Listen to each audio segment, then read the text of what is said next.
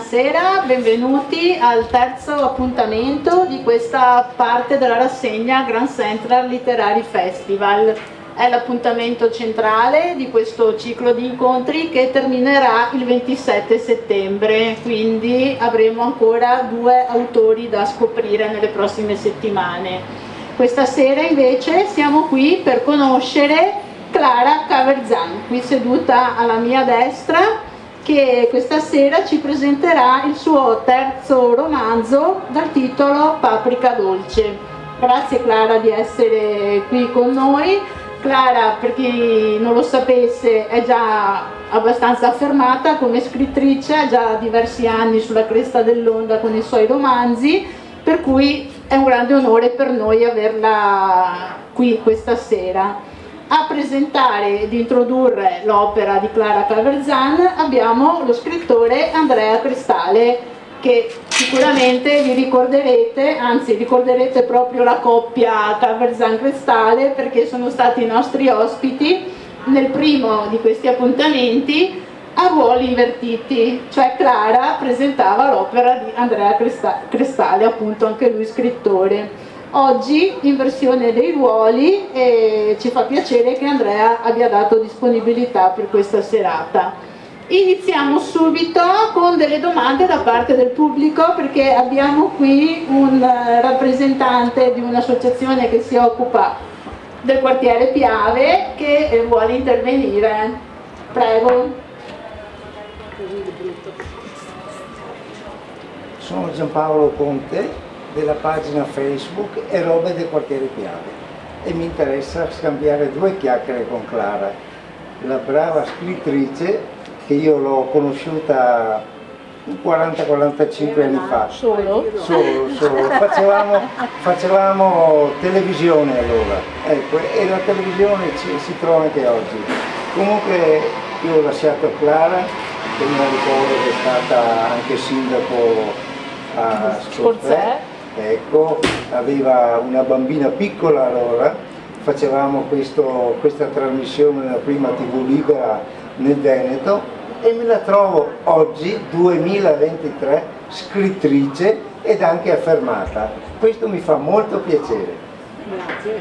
Clara, Fa piacere anche a noi.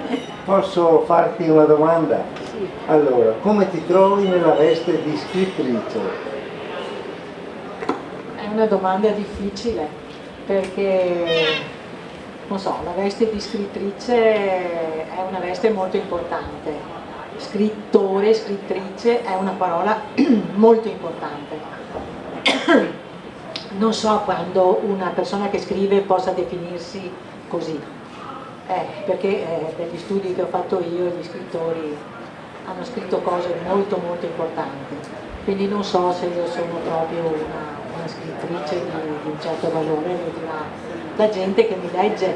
Ma sei anche poeta oltretutto, perché io Sì, prima di anche poesie. Sì, prima di tutto io scrivo poesie, i miei libri nascono da poesie.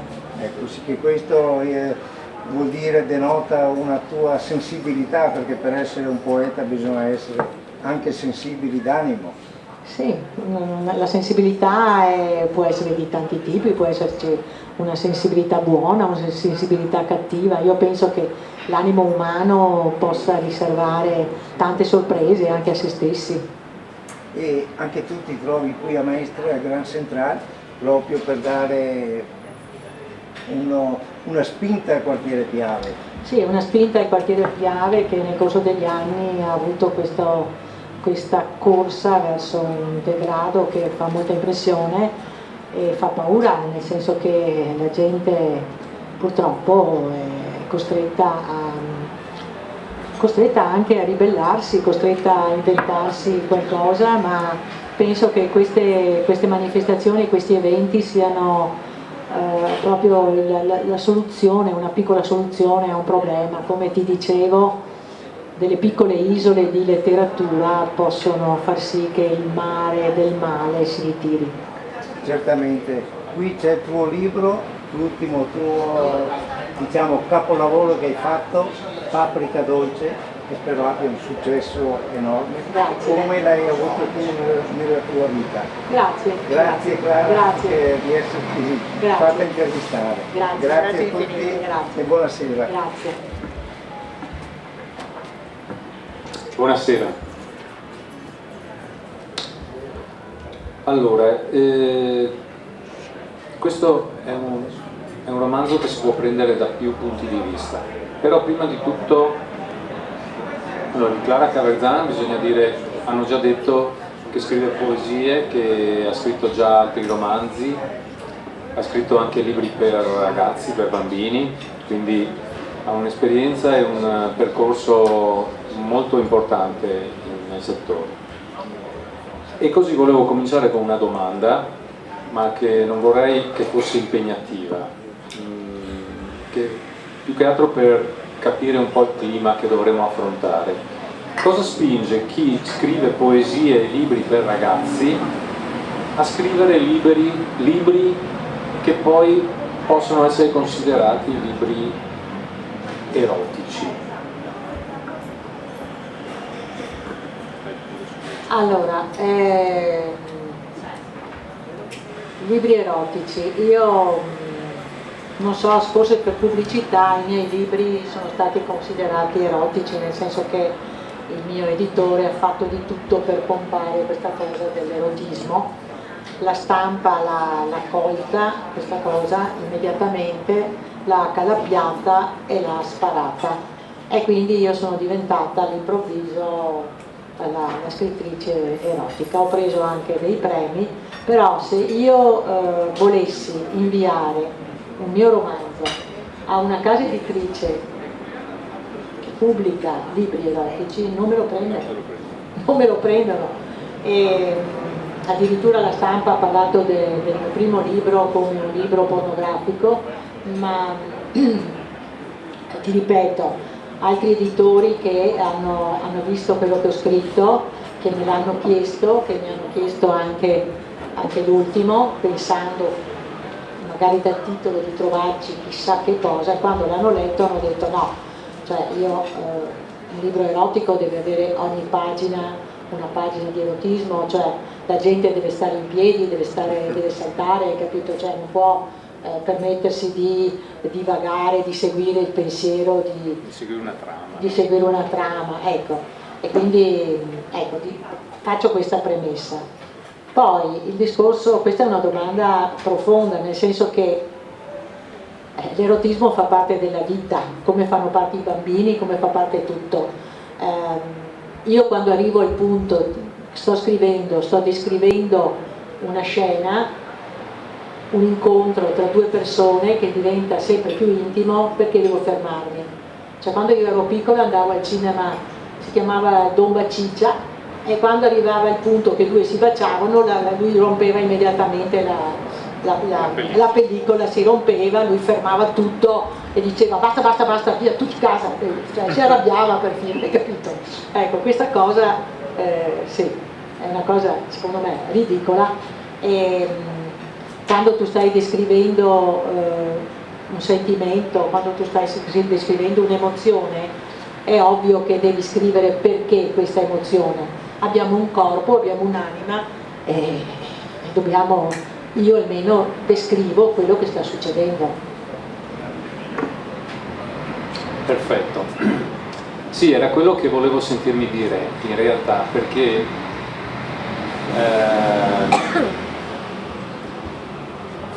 leggendo il romanzo e ragionandoci sopra, anch'io non l'ho trovato erotico in realtà, e come diceva Clara, la vita contiene tante cose, tra le quali anche queste, e se si vuole scrivere qualcosa di reale, cioè bisogna eluderle certe cose per evitarle, perché altrimenti sono ovvie in certi momenti, no? Vabbè, detto questo, poi ci sono delle descrizioni che comunque fanno parte del vissuto, della vita, delle cose normali. Allora, ragioniamo un attimo del romanzo. Clara scrive anche poesie, e quindi qui la poesia di Clara è prestata alla narrativa, troveremo scontro e incontro tra poesia delle immagini, delle sensazioni, delle emozioni e anche dei forti turbamenti, e scontro e incontro con la violenza della storia, dura, ruvida nei contenuti, subdola nelle intenzioni, perché le persone sanno essere dure, ruvide, subdole, e così i protagonisti. Il primo capitolo si apre con lo scenario della protagonista, cioè del suo vissuto, e si conclude con una poesia, secondo me, che lo riepiloga, tutto questo.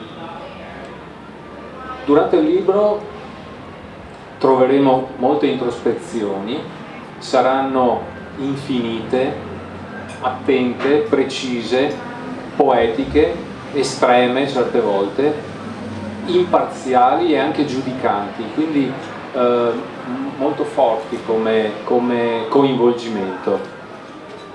Ecco, poi, secondo me poco sesso, anche se questo come altri è stato considerato erotico, poco sesso esplicito come d'uso, voglio dire. Avremmo potuto trovare, per esempio, tutte le scene o tutti i racconti, tutte le parti relative al sesso, magari virgolettate o in corsivo, e avrebbero potuto essere solo pensieri o immaginazioni. Ci stavano perfettamente perché fanno parte di pensieri, immaginazioni o fatti che la gente normalmente vive.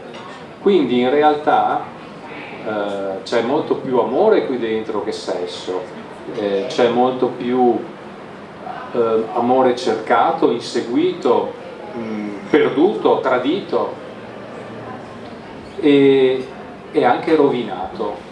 Rovinato da che cosa? Dalla cultura, dall'educazione, da come la gente normalmente si comporta, eccetera. Cioè, è un libro esplicito che dice le cose come stanno.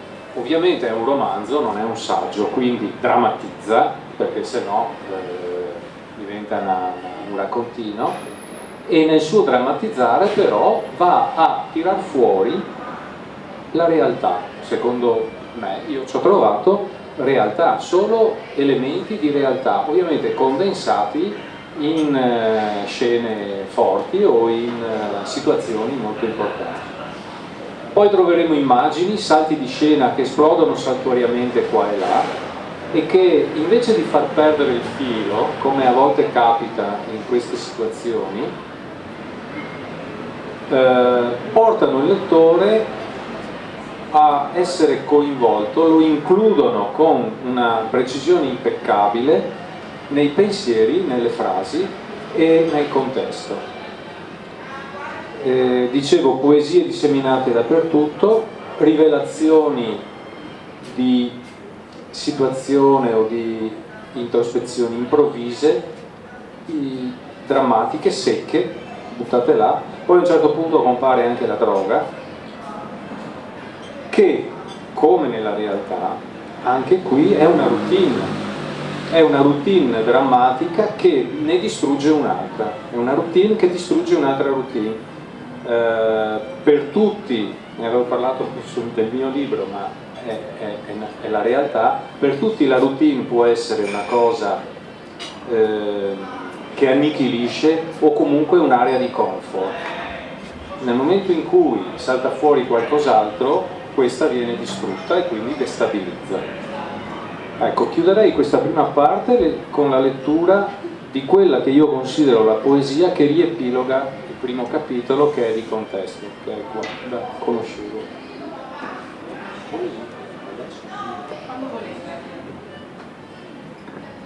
No, fai leggi la poesia. Sì. Leggo questo poi. La conoscevo fino alla fine. Conoscevo per filo e per segno tutti quei passaggi, la scoperta del tradimento, il dolore, il terrore del rifiuto, dell'abbandono, la necessità di fare qualcosa, lo psichiatra, gli psicofarmici, il chiedere aiuto urlando, nessuno ti sente, nessuno a cui rivolgersi, meglio la morte, Così si può decidere di fare una cosa importante, una cosa per la quale il traditore pagherà, come e quanto non avrebbe mai immaginato, una cosa che soltanto Dio può fare, noi e Dio, ma soprattutto si può decidere di non sentire più nulla, neanche più se stessi. E quello è l'unico modo. Era poesia, tutto questo era una dannata poesia, ma che follia! Anche la fetta di formaggio se ne stava ferma, ascoltava e si fumava una sigaretta. La mia fetta di formaggio è poetica. Volevi dire, Martina? Sì, adesso magari un po' fuori contesto, però io conosco Clara da tanti anni, sono una sua ammiratrice, trovo che lei scrive dei romanzi bellissimi, che non sono dei romanzi erotici, sono belli e basta, nel senso che quando un romanzo è bello, secondo me, va anche al di là del genere, di qualsiasi genere, un bel romanzo, oppure questo, però no, non lo classifico dentro. Riprendo, ridico, ricomincio. Allora, conosco Clara da tanti anni come scrittrice e anche come amica, insomma, no? Ecco, e trovo che sia molto brava, io apprezzo molto i suoi romanzi e lei lo sa. E, facevo appunto una riflessione conoscendo tutti e tre i romanzi, no? E lei è molto brava nel descrivere le figure femminili, no? E le descrive in maniera molto circostanziata, molto ricca, no? Quasi sempre le protagoniste, no, dei suoi romanzi sono delle donne che hanno una grande forza caratteriale, che non dipendono da nessuno, che sono estremamente indipendenti, che però davanti alla passione alzano le mani e bandiera bianca e si arrendono. Quindi le chiedo, come ti chiedo, cioè, come mai prediligi questa tipologia femminile di donna, che poi io ti conosco, insomma tu sei una donna estremamente volitiva, no? Molto determinata, molto forte, molto indipendente, quindi questa parte di te nelle protagoniste femminili anche la ritrovo, no? Nei romanzi, che come dicevo prima non sono erotici, sono di bei romanzi e basta, al di là di ogni classificazione di genere. Ma come mai ti piace così tanto mettere in scena delle volte la resa anche, no? Delle donne davanti alla passione, che nonostante un carattere così ben definito e così determinato, poi davanti alla passione amorosa in qualche maniera finiscono per arrendersi, anche se alcune poi hanno un riscatto abbastanza importante, no? Sai che io amo anche un altro tuo romanzo, del Pagliabili, mi piace moltissimo. Ecco, però tu descrivi questa figura femminile, volevo chiederti come mai ti attrae così tanto questa tipologia di donna. Grazie. Grazie a te per la domanda.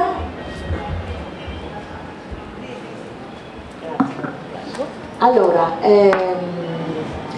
io ho tantissime amiche, conosco tantissime persone e tante persone non so perché si confidano con me. E mi raccontano tanto di sé, mi raccontano le loro storie e direi che il minimo comune multiplo di tante di noi, me compresa,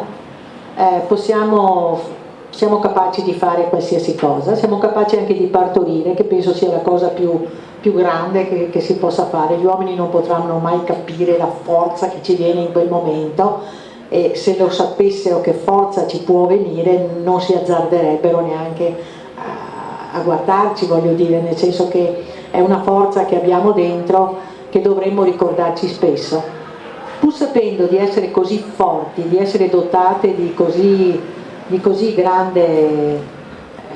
grande energia. Di fronte ad un uomo che ci prende, a questa passione, a un uomo che ci piace, a un uomo che ci attrae, a uno sguardo, a qualsiasi cosa, capitoliamo, non capiamo più niente.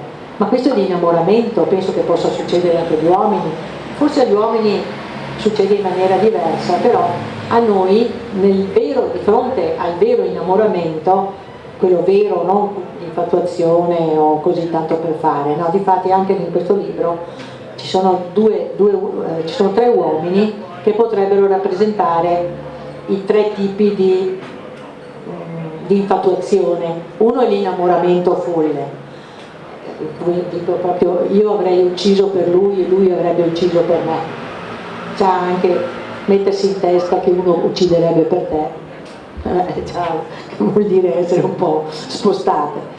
Poi c'è invece un altro, Brian, che invece è così, la persona che ti piace frequentare, con la quale stai bene, che sei sicura che è un grande amico, che lo sarà sempre, e poi succede che lui ti confida che è innamorato e tu così per non fargli del male, vabbè, ti concedi e poi magari anche scappi.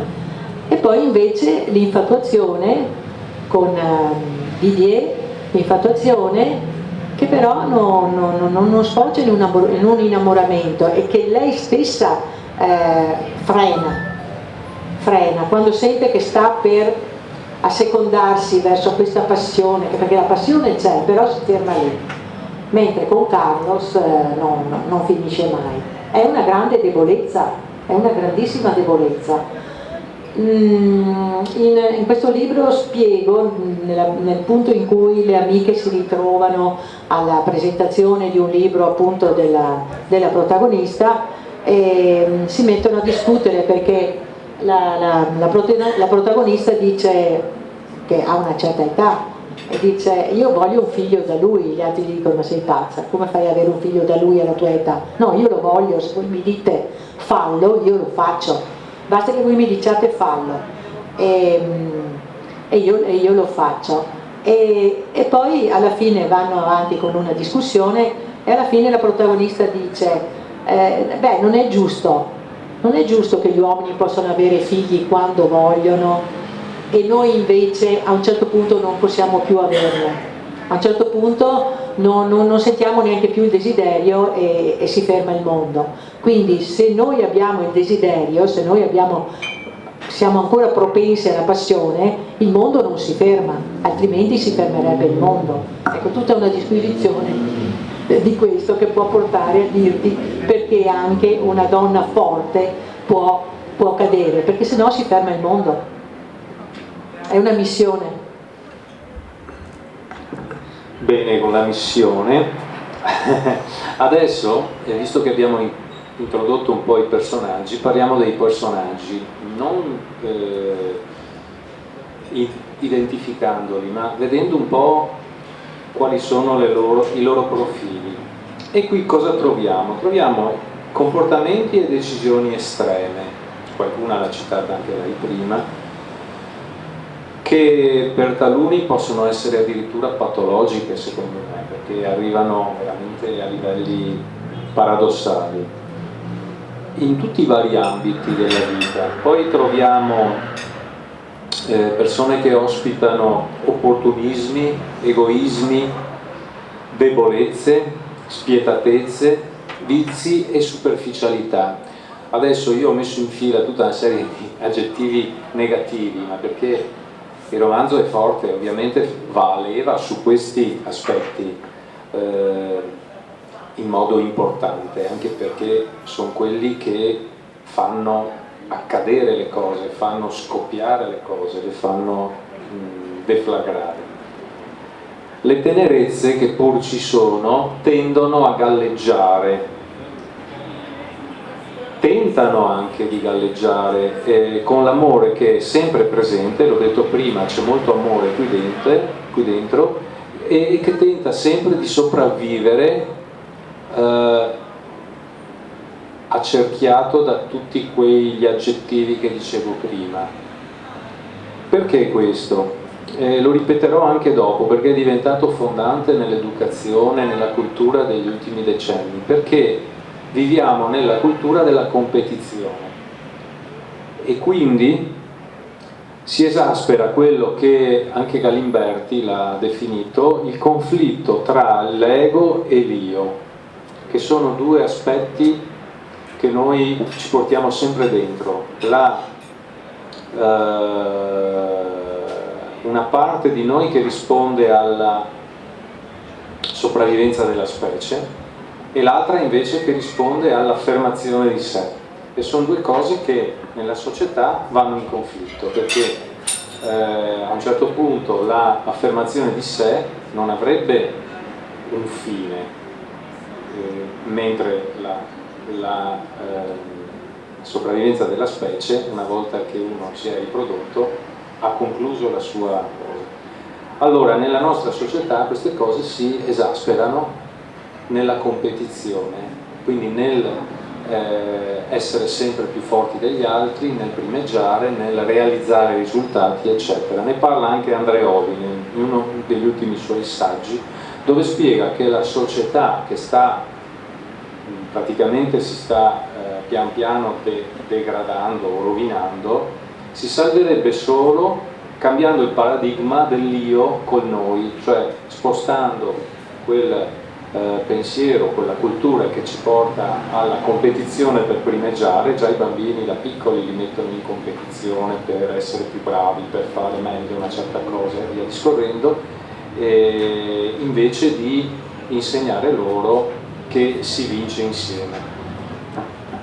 Allora, in questo libro questa cosa è molto evidente, perché fa parte del nostro contesto, della società attuale. Poi parleremo anche del contesto. I rapporti, parlando di personaggi, risultano quindi caratterizzati da atteggiamenti, da verbosità spesso violente, provocatorie, che tradiscono la necessità continua di imporsi nelle sfide, quindi possedere per essere, e frustrazione e nichilismo conseguente. Questo secondo me emerge in tanti piccoli dettagli, perché fa parte, ripeto, del nostro strato sociale.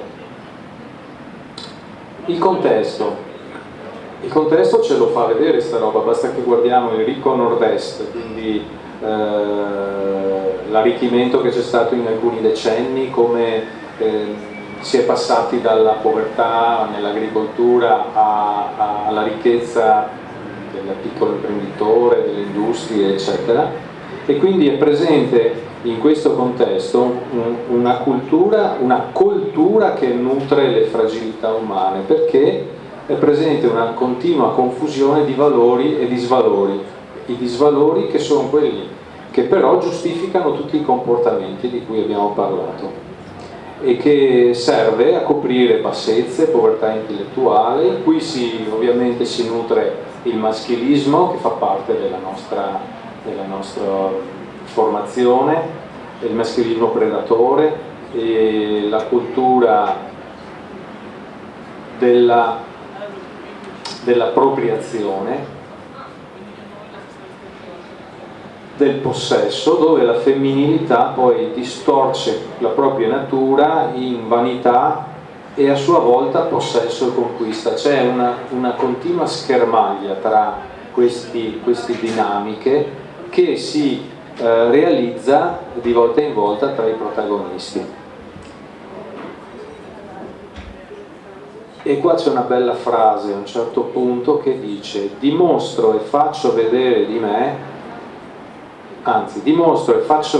la me desiderata da me e non la donna che la vita ha forgiato. Questo dimostra il conflitto di cui parlavamo prima, cioè quello che vorrei essere e quello che invece sono.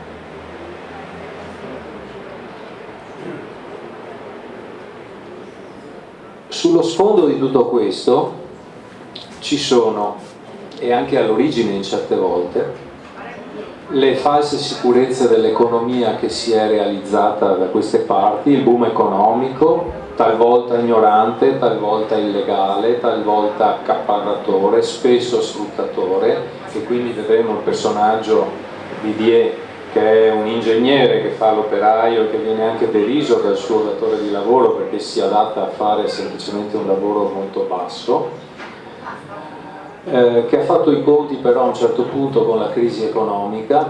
Qui siamo nel 2019, la crisi era del 2008, qualche anno prima, dove addirittura certi imprenditori si sono suicidati o comunque è imploso il loro successo è scomparso oppure si sono trovati in grave difficoltà, l'opulenza, la rivalsa nei confronti della povertà atavica che c'era nel Veneto una volta, e il successo invece frutto della competizione di cui parlavamo prima.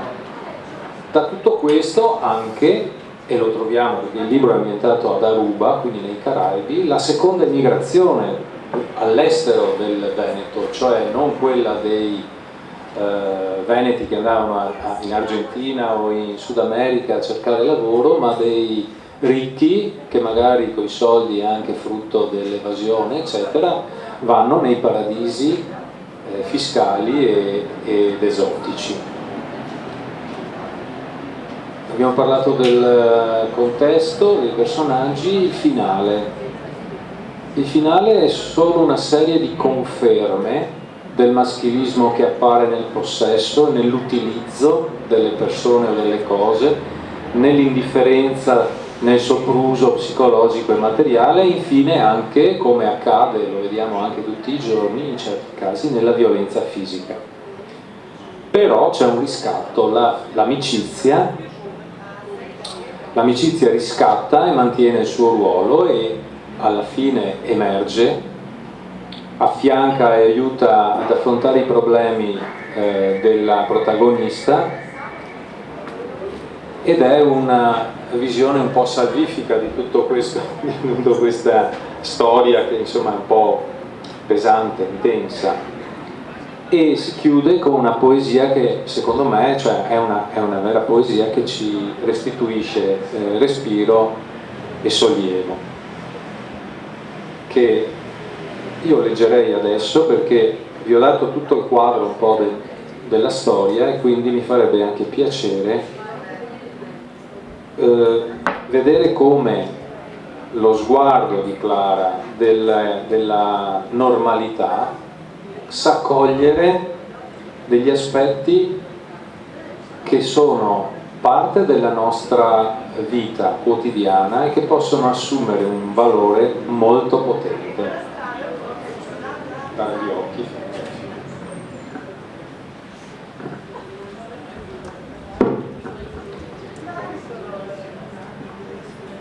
Gli occhi sono chiusi sotto il getto potente della doccia, nel rimembrare all'improvviso, per difesa, controffensiva ed evasione, quei bei campi coperti di colture semplici e ordinate del mio Veneto, il disegno dei vigneti lavorato a uncinetto, a punto alto, sui fos delle colline del Prosecco, i papaveri di quel campo di grano, ancora verde, argento e azzurro, che avevo ammirato dal finestrino lungo la strada verso l'aeroporto, quella stradina sassosa tra due fossi e due argini dall'erba appena affacciata, e i silenzi della campagna interrotti dai richiami dei passeri e dei merli a farsi il gozzo sulla terra arata, tirata a piombo, granellino su granellino, prima della seminatura. Sono una donna fatta di terra. Se mi zappi, mi sconvolgi con l'aratro, mi pesti col rullo compressore, mi trivelli perfino, sempre mi ricompongo, pronta alla semina. Ecco, questa io penso che sia una lirica bellissima che contiene tutto quello che si è detto, cioè il contesto, l'ambiente, ed elude tutti gli aspetti negativi di cui abbiamo parlato fino adesso. Ecco, io trovo che questo libro, tra il rosso passione, il bianco anaffettivo qua e là e tutti i colori che formano il nero, contiene tutto, riesce a contenere tutto.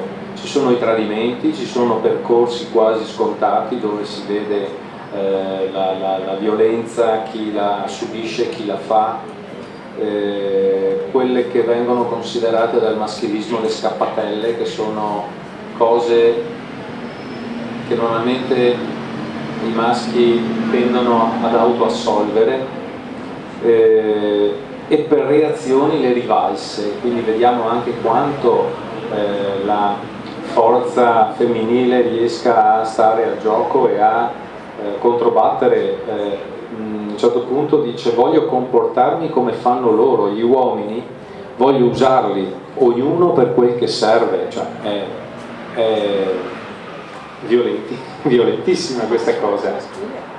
Esatto, lei reagisce e si appropria di un comportamento e lo vuole gestire. Quindi troveremo quindi anche il sesso in questo contesto, la necessità di essere di fronte all'improvviso vuoto della propria vanità e che tenta di affermarsi attraverso il sesso, l'utilizzo di altre persone, e sono giochi reciproci questi, perché così come i maschi vanno a fare, come si dice, a mettersi in mostra, no, nel locale per farsi scegliere, e le signore vanno lì e fanno questo gioco, no, di cattura, no? Ci troviamo di fronte alla dimostrazione di essere questa volta nel conquistare uomini oggetto, che a loro volta si esibiscono quali trofei da vetrina per a loro volta dimostrare qualcosa, no? In questo senso, se vogliamo, poi il sesso che troveremo è anche poco erotico, cioè è una mera descrizione di quello che accade e di quello, come dicevo prima, che magari la gente pensa, magari non la fa, ma lo pensa. Per cui mi sarebbe piaciuto immaginare questo libro dove tutte le scene fossero state solo immaginate. Ci stava benissimo, cioè avrebbe avuto la stessa forza, la stessa caratteristica.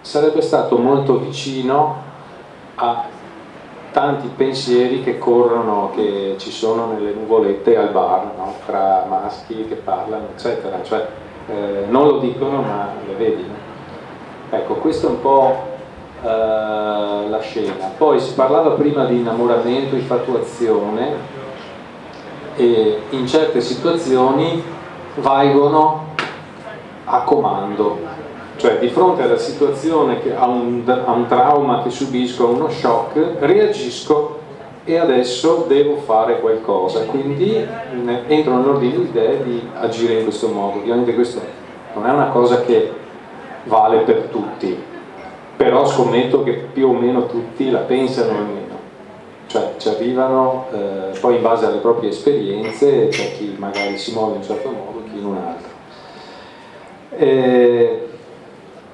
Allora, io volevo fare una domanda che in parte mi ha bruciato Martina prima.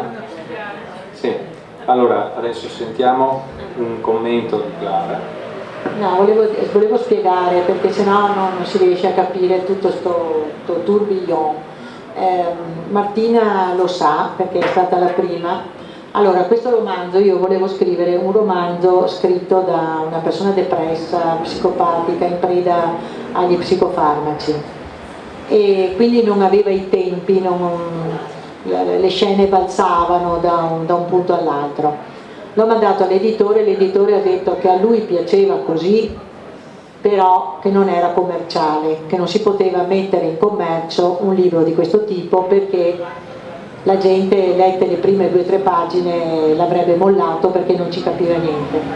Allora sono ricorsa a Martina, che è veneziana lei, però Mestre, no, se abiti a Mestre, ed è una delle editor più brave che abbiamo in Italia. No, ma è la verità. Lei è una persona, ha fatto filosofia, quindi ama la lingua italiana in maniera proprio passionale, direi, e quindi era l'unica persona che poteva mettere mano al romanzo e farlo diventare leggibile e edibile. Quindi l'ho dato a lei.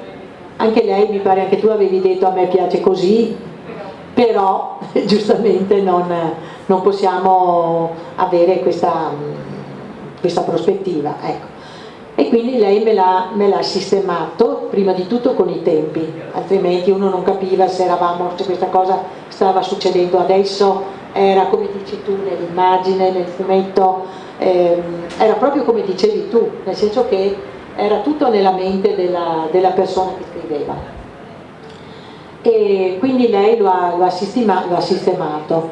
Abbiamo anche cambiato posizione di qualche capitolo, e quindi la storia è proprio diventata abbastanza lineare, perché molti la giudicano ancora molto difficile, però insomma si può seguire, ecco. E quindi questo volevo dire, che quindi qua si tratta di una persona che soffre di attacchi di panico, che ha delle forti crisi, che ha un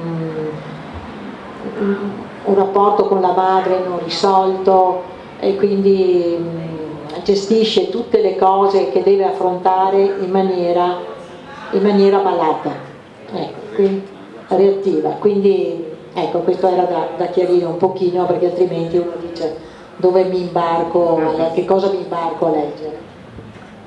No, in realtà il romanzo, la trama è abbastanza lineare secondo me, e spiega bene quello che hai detto adesso, cioè si capisce bene che, anche perché, come dicevo prima, all'inizio è una specie di riepilogo. Il primo capitolo ti spiega bene da dove parte, quindi una volta inquadrato il soggetto, poi si vede che lei reagisce sempre in modo molto forte a quello che accade, ed è evidentemente il frutto del suo vissuto. Quindi le reazioni sono direttamente proporzionali, e di conseguenza la domanda era, prima di fare l'analisi, ma siccome ne avevamo già parlato prima, dove hai pescato, se hai pescato tra vissuti reali queste esperienze, ma l'hai già detto prima, conosci tanta gente, la gente si confida, ti racconta, e quindi questo a comprovare il fatto che seppur drammatiche certe cose in un romanzo, perché un romanzo deve essere molto forte o comunque sensibilizzare, sono tutte situazioni abbastanza reali. Ecco, a me piacciono le poesie che sono dentro, quindi mi è piaciuto cogliere alcuni pezzi, e questo qui che adesso farei leggere è un'altra bellissima poesia di Clara.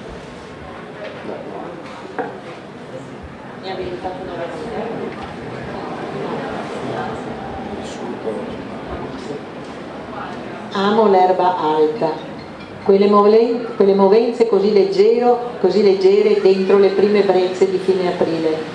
Sono nata in casa, in campagna, e deve essere per questo che al mattino appena sveglia, dopo aver aperto la porta di casa, voglio mettere i piedi nudi sopra l'erba, tutte le volte dopo aver aperto gli occhi. E così, quando la fretta non rode i primi minuti del giorno, la tazza calda in mano, posso fermare lo sguardo sulla chioma dei fili verdi e scrutarli a uno, udire intorno a me anche senza ascoltare, con la libertà di non morigliare, ronzii, cinguettii, voci ovattate provenire da lontano, per il mio cuore un esercizio di pace. L'incontro con il mare della mia solitudine, quel mare della solitudine che dà qualche morso al cuore la sera, ma che fluisce innocuo il mattino, a ricomporre i pezzettini di me che si sono dispersi qua e là strada facendo. Ecco, quando trovo un brano così, io penso che non si possa non leggere un libro come questo. Cioè, è un libro che nel descrivere, nel vivere la storia di Paprika ti dà in certi momenti un sollievo che sembra quasi impossibile. Questo a dimostrazione che anche la protagonista, che pur ha subito traumi, ha vissuto situazioni molto difficili, conserva una capacità di attenzione alle cose belle e riesce a usare la leggerezza del pensiero al di sopra di quelle cose pesanti che la opprimono, e questo lo troviamo sempre durante tutta la storia, anche nei momenti più drammatici. E quindi sottolineo, secondo me, questo è un libro che non si può non leggere. Ci sono domande? Altre?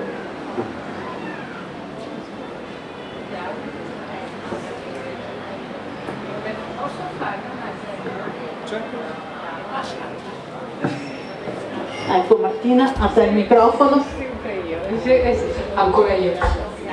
Posso chiederti, Clara, perché ti attraggono così le ambientazioni esotiche?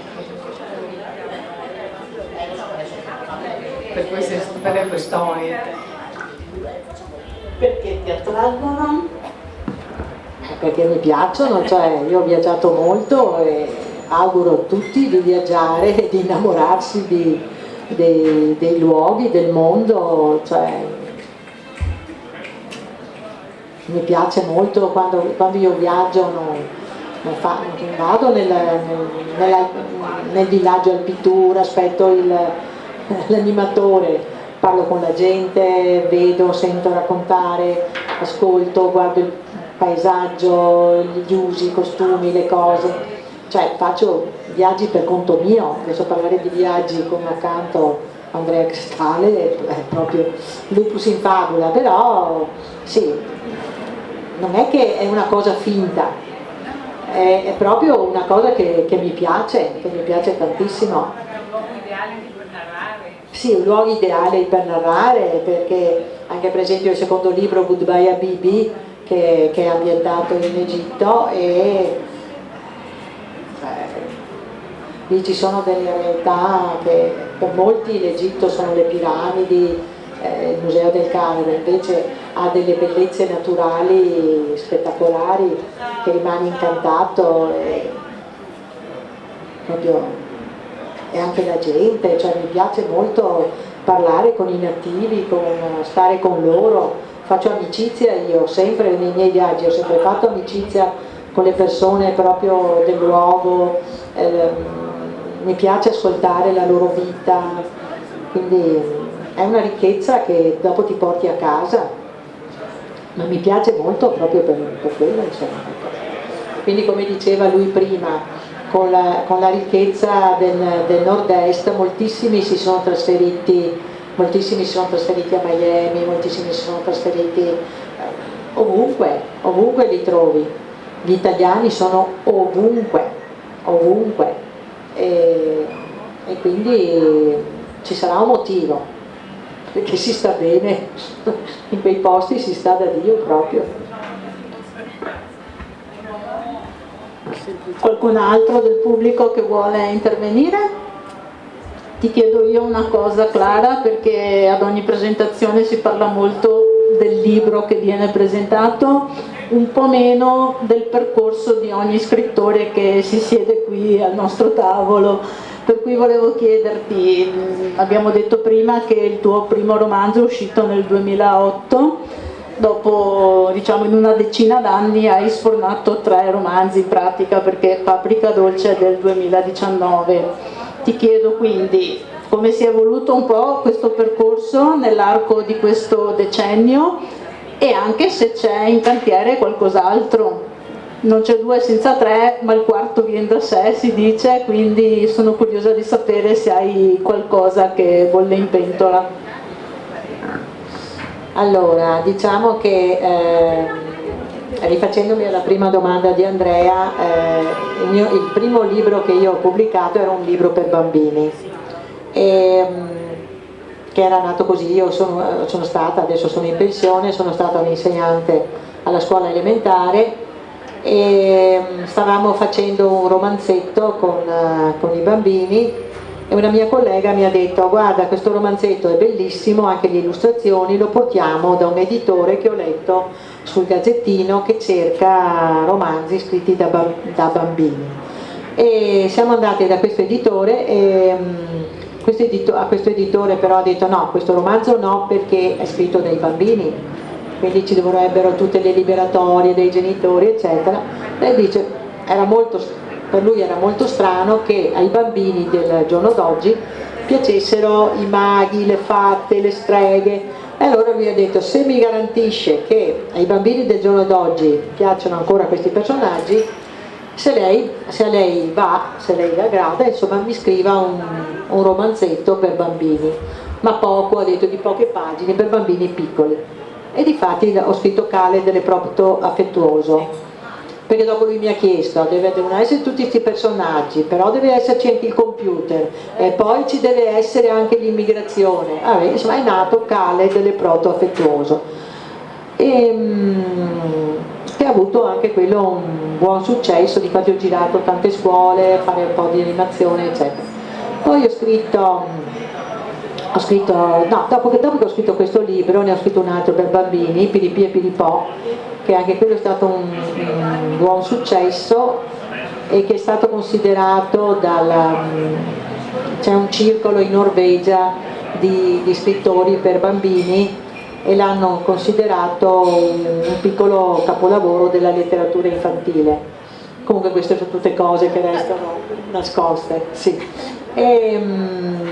Allora l'editore, visti questi presupposti, mi ha detto: ma lei scrive solo libri per bambini?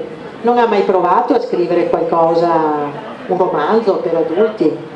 Io ho detto: guardi, io non ho scritto un romanzo, io ho una raccolta di poesie che se noi la leggiamo è come se leggessimo un romanzo. E lui mi ha detto: ma mi faccia vedere perché non capisco. Allora gliel'ho portato questo quadernone, ancora non scrivevo al computer, e lui si è messo a leggere e vedevo che non staccava l'occhio, continuava a girare le pagine, e poi mi dice: sarebbe capace di trasformarmelo in un romanzo, perché pretendere troppo pubblicare questa cosa e pretendere che i lettori ritrovino una storia. Sì, si ritrova la storia, però dobbiamo aiutare, il solito discorso che fanno tutti gli editori. Ecco, allora mi sono messa a scrivere e ho trasformato tutto questo poema, diciamo, in una prosa, insomma, l'ho trasformato in un romanzo che è Desideria. E Desideria ha avuto molto successo, è stato venduto parecchio, ho girato tutta l'Italia, è diventato un libro molto famoso anche nell'est Europa, in Spagna, e dopo, mentre c'era tutto questo tourbillon di successi, allora l'editore ha detto: ha qualcosa di pronto? Io ho detto: guardi, sto scrivendo qualcosa sul turismo femminile, sul turismo sessuale femminile. Allora lui subito si era entusiasmato o allarmato, e ho detto: beh, mi faccia vedere fino a dove è arrivata, di che cosa si tratta. Allora gliel'ho fatto vedere e ha detto: bah, sì, lo finiamo, ma in fretta finché stiamo battendo il ferro caldo. E quello in effetti è stato un buon successo, ho avuto delle belle soddisfazioni, perché è diventato una tesi di laurea alla facoltà di antropologia di Torino, e sono stata invitata a tenere una lezione di studio, e il mio libro è stato portato all'esame da quelli del primo anno, quell'anno, insomma, quindi sì, è stata una bella soddisfazione, sì. E lì ho imparato che non si tratta di turismo sessuale femminile, perché il turismo sessuale solo è maschile, le donne fanno un turismo, si chiama turismo romantico, perché si innamorano. Parliamo delle donne italiane, perché le donne del nord Europa invece sono capaci di fare turismo sessuale anche loro, mentre noi italiane facciamo turismo romantico, dobbiamo un po' evolversi. Ecco. E dopo sì, la debolezza e, che dovremmo riuscire a vincere. E dopo ho scritto questo. In cantiere non ho niente perché con il Covid mi sono proprio, invece di scrivere, che avevo tanto tempo, non facevo niente e sono ancora a quel livello là.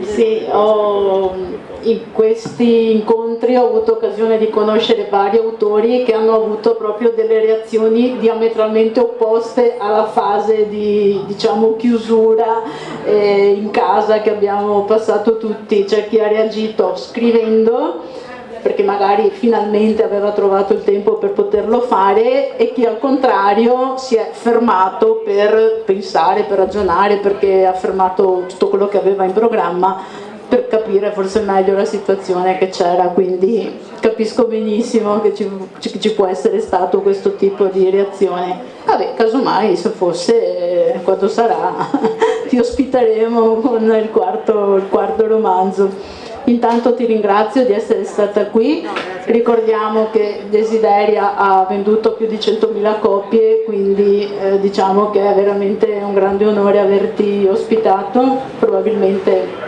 senza nulla togliere agli altri autori, sei probabilmente la scrittrice che ha venduto di più, che è stata qui con noi al festival.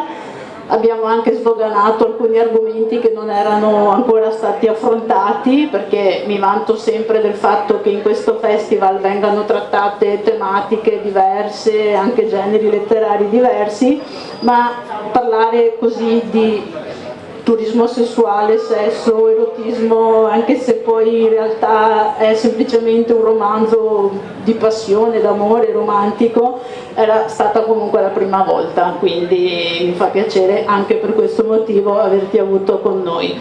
Andrea, grazie della tua presentazione impeccabile, mi piace perché hai sempre un approccio anche filosofico, vai a fondo delle cose, dei ragionamenti, per cui è un piacere anche sentire la parte che ci dai, che ci regali quando parli sia dei tuoi libri sia dei libri degli altri.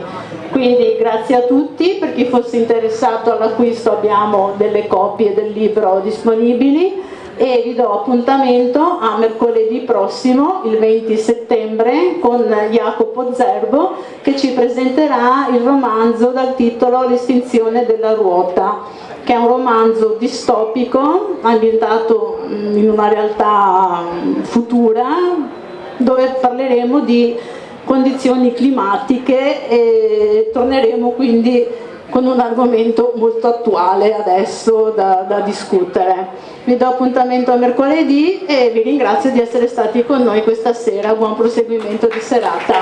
Grazie.